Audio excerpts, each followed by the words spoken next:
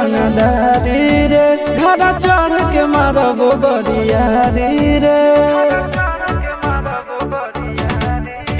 छूट जी तो कैल रंगदारी रे घर चढ़ के मारब बरियारी रे तोरा बाप के न तोरा दादा के चिन्हबहु बेटा सब गोली मारबहु तैगो गिनबहु तोरा बाप के न तोरा दादा के चिन्हबहु बेटा सब गोली मारबहु तैगो गिनबहु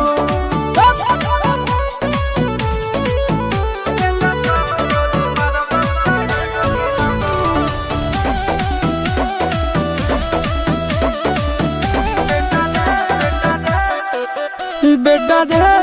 काटा से ठोक देबौ चिमनी के भाठा में झोंक देबौ देखबौ कवन बाप बचैतौ तोरा प्रशासन के गाड़ी भी रोक देबौ बेटा जी सुनो बेटा रे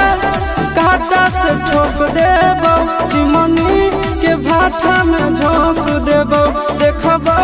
कवन बाप बचैतौ तोरा प्रशासन के गाड़ी भी रोक देबौ तोरा जैसन के हम खड़े खड़े गिनबौ बेटा सब गोली मारबौ तैगो गिनबौ तोरा बाप के न तोरा दादा के चिन्हबौ बेटा सब गोली मारबौ तैगो गिनबौ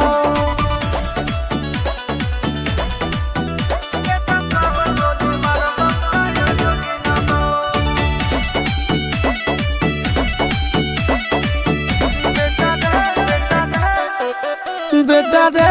दौड़ा के बाजार में मारबौ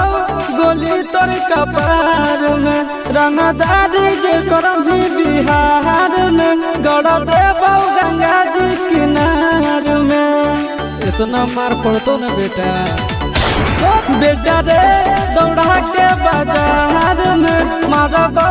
गोली तोर कपार में रंगदारी जे करभी बिहार में गड़ देबौ गंगा जी किनार में कहो चिंटू आशीष के कारण सुनबौ बेटा सब गोली मारबौ तैगो गिनबौ तोरा बाप के न तोरा दादा के चिन्हबौ बेटा सब गोली मारबौ तैगो गिनबौ